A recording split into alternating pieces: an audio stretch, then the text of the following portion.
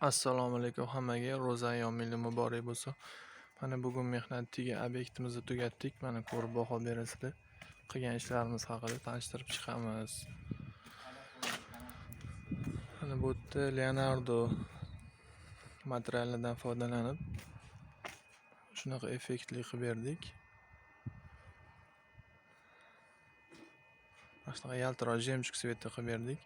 Romlarini chetida tiyagalarini yopishtirib turlangan. Mana ko'rib turgan kolonnalariga ham o'zimiz o'rnatib berdik, o'zimiz turlab berdik. Xuddi original travertin fasonida turlangan.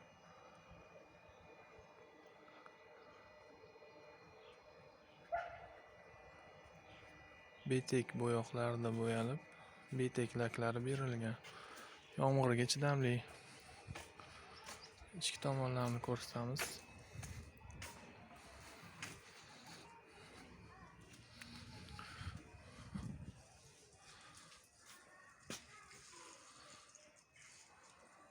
Mana yaltirashini o'zingizlar ko'rishingiz mumkin. Suvdan yaxshigina himoya qilingan.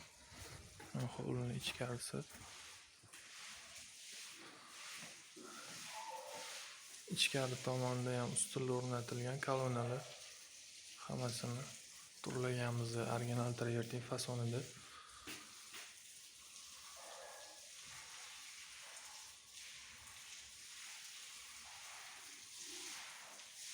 Bu yerda plaster yopishtirganmiz, taroq. O'rtadagi to'rtburchaklar ramkasi bilan riba deyiladi. Riba fasonini terganmiz, turlaganmiz. Ko'rishingiz mumkin. Ko'ringlar, baho beringlar.